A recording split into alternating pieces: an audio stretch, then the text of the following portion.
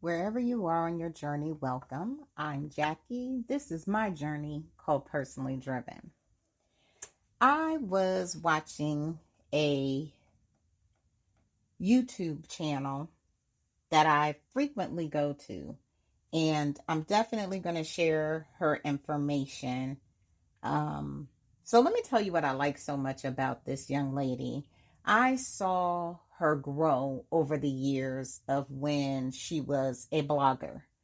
And I read her, I read a few of her articles, but what I like about her so much is that she shares information for, well, it started off for just people just like her. She was a mother and wanted to work from home. Um, and so she was sharing what she was finding. And it somewhat reminded me of myself years ago. Back in 2010, I had a podcast, and it was I had two different names for it, but mainly it was under Job Coach Jackie because my background is was in human resources, recruiting, and career coaching.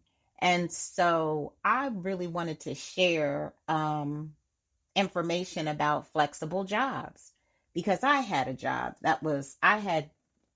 back then that was flexible. I was able to work from home, but I didn't call it work from home. I called it flex work.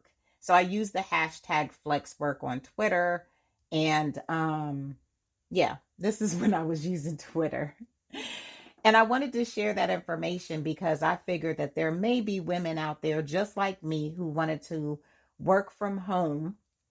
um I wanted to work from home because I was very involved with my son in school, and I wanted to be able to go to the school sometimes, volunteer at the school. I also wanted to participate in any of the events that was going on at the school, and I knew my only option was to be able to work from home and have that flexibility. So once I found it, then I went to a conference. I went to a conference and I met a young lady that was starting her business, sharing um, flexible jobs as well. And she was starting her business because I think she used to be an accountant, and she had a baby, and her husband had a baby. Um, and when her baby was delivered, she realized she did not want to go back to work. She didn't want to leave her baby. Similar to me, I didn't want to leave my son either. And it was agreement amongst my husband and I that I stay home with our son when he was little. Um, and that's what I wanted to do. And I didn't want anybody else raising my child. I didn't want my child in daycare, all of that stuff. Um, so that is another reason why I wanted flexible work.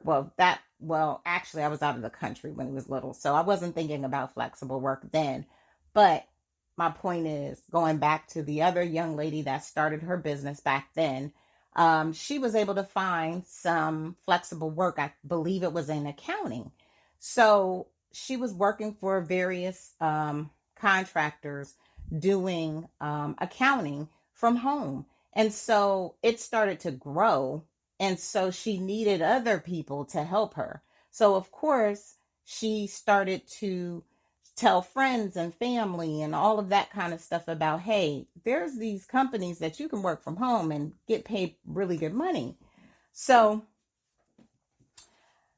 fast forward several years later, um, her company just grew to this huge website that I always recommend, that I've used over the years, and I always recommend people to go to because they've been in this business of flexible work, remote work, flexible work, hybrid, all of that, those things way back in 2010 or 9, something like that, around that time. I know they had been in business for a very, very long time. And I would strongly suggest, if that's something that you really, really want to do, check out their website. Their website is flexjobs.com. That's FLEXJOBS.com. Check them out. They have a reputable staff. She has a team that all they do, and I know this because I interviewed for for the job there years ago. Yeah,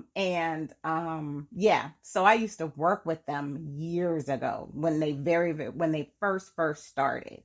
And it was actually volunteer work, because I just love doing that. So they actually contact the companies, they reach out to the HR department, to see if the job is legit. Um, so they get, information from the horse's mouth. Okay. So they know that it's actually legit, based off of that. Uh, and several other criterias they look for to make sure that it is a legitimate business. What else I like is they also tell you if it's a small business to medium to large, if it's a Fortune 500 company, which those were what I was looking for at the time. I only wanted to do remote work with Fortune 500 companies, and that's what I shared on my podcast. Um, because that was an interest of mine at the time. Uh, so I would highly recommend that company. Now, fast forward to Whitney. What I really like about Whitney is that she gives detailed information as to the information that she finds. And I think that is so awesome. So I'm sharing this one with you because I just recently watched her video about a company that you don't, it's a position in tech, and you don't have to have any experience. Actually, they will pay you for training, and all that other stuff. I won't give you all the details. You could just watch Whitney's, video. But I will say, if you're considering doing this, you might want to. Um, so let me tell you this: the position is a sales position. It isn't tech, but it is a sales position. Pays, I think she said 82,000 a year, which would be really great. Entry level jobs don't pay you that much. You all know that. So all of that is great, but I'm sharing this with you because I've had sales positions. I challenge myself because I always was like so afraid of sales. So I challenged myself and was like, I'm going to get a sales job. Now, my sales job was not in tech, but I will say I have had 3 jobs in sales. 1, 2, 3. Yeah, I had 3 jobs in sales with 3 different companies. And what I will suggest, that some of the questions that you may want to ask, especially because this was remote. I also had a sales job remote. So here's some things that you may want to ask, and you may want to consider, is this something you may want to do? You may want to ask them if, since it is a remote job, will you be making outbound calls? Will you be cold calling? Or will you be calling clients that that they currently have, and you're calling to upsell them? You also may want to ask if you will be on calls, or will you be receiving calls? And will you get calls back to back to back? And what I mean by back to back is, as soon as you get off the line, you got to pick up for the next one. So a good question would ask is, time away from your desk. Do you have to sit at your desk for 8 hours straight? Or not 8 hours straight, but pretty much, do you have to sit at your desk for like 4 hours and take calls back to back to back to back, and then take a break, then come back and take calls back to back to back to back? I'm only saying this because I've been through that, and I realized that's something I did not like to do, because I still felt, even though I was working from home, I still felt confined at my desk. And I like the flexibility to come and go and move and do my work more freely. I prefer that. So these are some questions you may want to ask. Also, another really important question to find out is the pay scale.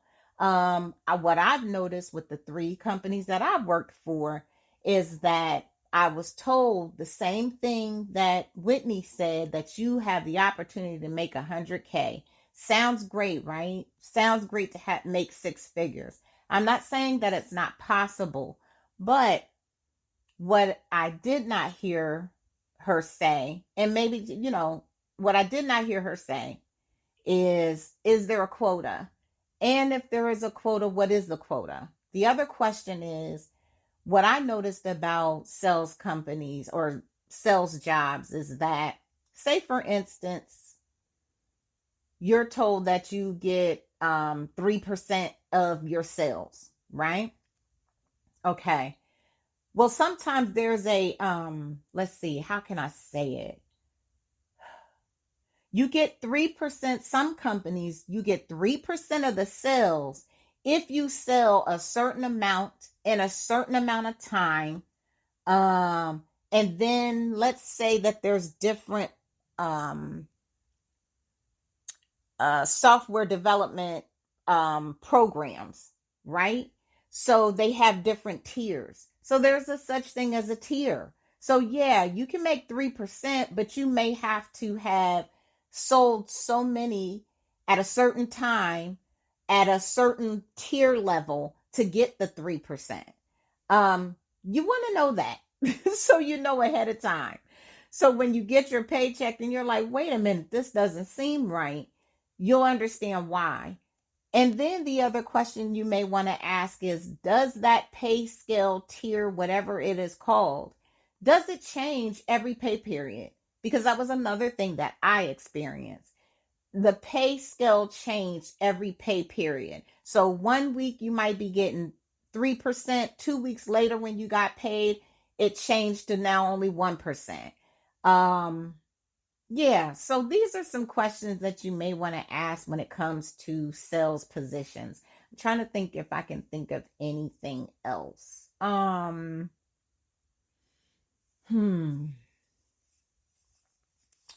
Also find out about, I know you shouldn't ask this question as a recruiter, like you don't want to ask about your vacations or whatever, but um just make sure during your interview, understand, yes, you're being interviewed, but the company is being interviewed as well. So you may want to ask some questions about training, like how long is the train, well, if they don't tell you this, but yeah, I don't know how else to explain it, but make sure that you ask questions, but also know uh you have a choice. You do have a choice. You know what? That's it right there. That's another question you may want to ask. If it's a contract, are you tied to a contract? Um, if you decide to go this route, you definitely want to ask if you're tied to a contract, because what you want to know is, say that you are on the job and you realize, you know what, this isn't for me, and and you give your 2 weeks, all that great stuff, and you say it's not for me, and they let you go. But you want to know if there's some kind of clause saying that you cannot sell with any other software company or any other tech company for the next year, because those kind of contracts do exist. um so yeah, ask that question too. um yeah, that's all that I can think of right now. But I wanted to share that with you all. Thank you so much for listening. Have a wonderful, wonderful day, and I will talk to you soon. Peace.